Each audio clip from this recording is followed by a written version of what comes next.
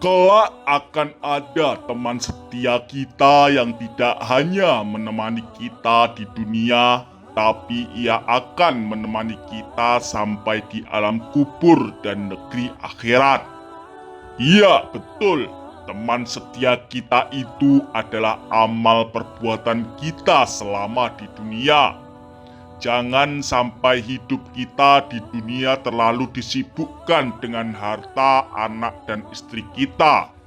Ketahuilah, kelak hanya amal yang akan menyertai kita hingga negeri akhirat.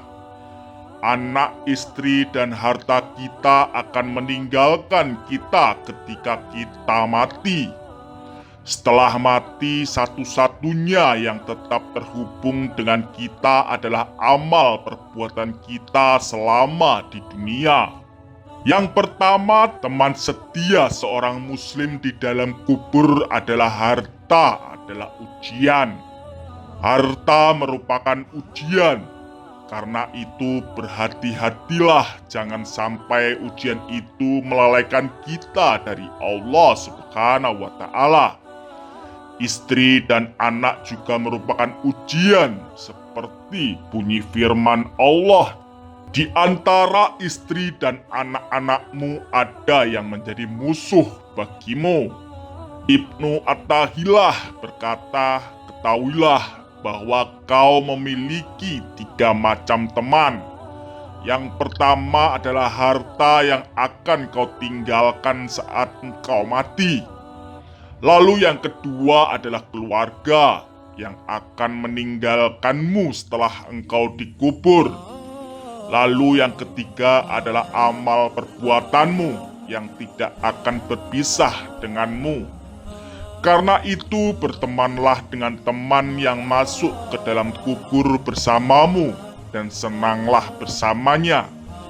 Orang berakal adalah yang memperhatikan perintah dan larangan Allah. Lalu yang kedua adalah teman setia seorang muslim di dalam kubur adalah amal yang dipertanggungjawabkan.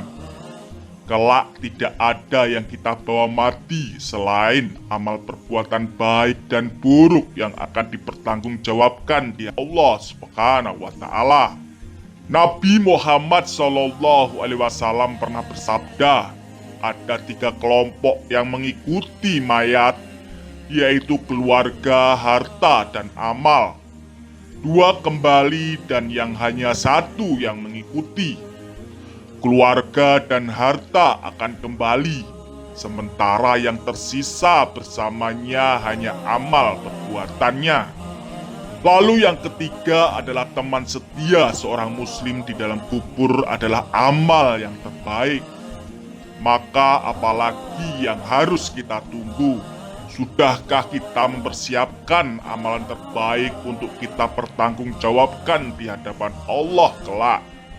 Atau selama ini kita hanya sibuk mengumpulkan harta yang tidak pernah kita bawa mati?